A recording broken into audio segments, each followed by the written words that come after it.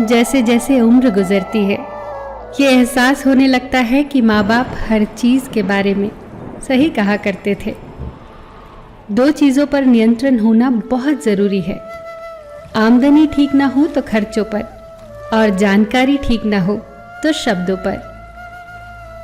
एक बार भगवान से किसी ने पूछा, तुम भी कमाल करते हो, किसी को इतना खूबसूरत और किसी को इतना बदसूरत बना देते हो, आखिर ऐसा क्यों करते हो?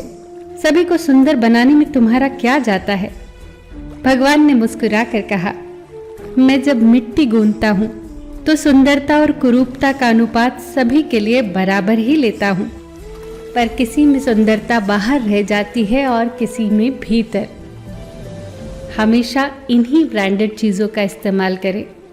होठों के लिए सत्य, आवाज़ के लिए प्रार्थना, आँखों के लिए दया, हाथों के लिए दान, हृदय के लिए प्रेम, चेहरे के लिए हंसी और बड़ा बनने के लिए माफ़ी।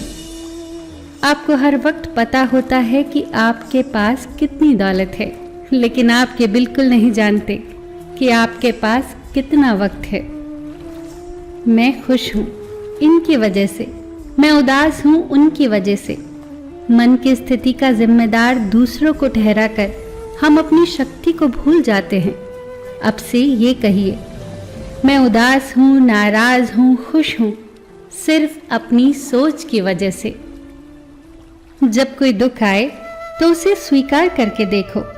छोटा मोटा दुख प्रयोग करके देखो, स्वीकार कर लो। ऐसा सोचो ही मत कि मेरे ऊपर कोई विपदा आ गई है। ऐसा सोचो ही मत कि परमात्मा मेरे साथ अन्याय कर रहा है। शिकायत लाओ ही मत, गिला शिकवा लाओ ही मत। इतना ही जानो कि मैंने कुछ दुख बोए होंगे, इसीलिए फल काट रहा हूँ। गांव में नीम के पेड़ कम हो रहे हैं और घरों में कड़वाहट बढ़ती जा रही है। जुबान में मिठास कम हो रही है और शरीर में शुगर बढ़ती जा रही है। किसी महापुरुष ने सच ही कहा था कि जब किताबें सड़क किनारे रखकर बिकेंगी और जूते कांच के शोरूम में बिकेंगे, तब समझ जाना कि लोगों को ज्ञान की नहीं, जूतों की जरूरत है। भगवान श्री कृष्ण कहते हैं कि कोई भी व्यक्ति आपके पास 3 ही परिस्थितियों में आता है, भाव से, अभाव से या फिर प्रभाव से।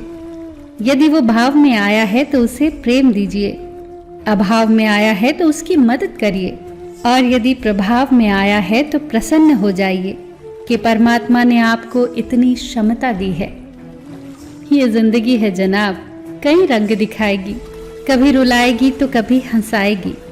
जो खामोशी से सह गया वो निखर जाएगा, जो भावनाओं में बह गया वो बिखर जाएगा। यदि पेड़ में उसकी क्षमता से अधिक फल लग जाए तो उसकी डालियां टूटना शुरू हो जाती हैं, और इंसान को औकात से ज़्यादा मिल जाए तो वो भी रिश्तों को तोड़ना शुरू कर देता है। नतीजा, आहिस्ता आहिस्ता पेड़ फल से वंचित हो जाता है और इंसान रिश्तों से। ध्यान से सोचना इस बात को। पैसे हैं तो रिश्ते कम हैं, रिश्ते हैं तो पैसे कम हैं, दोनों हैं तो सेहत कम है, तीनों हैं तो जीवन कम है।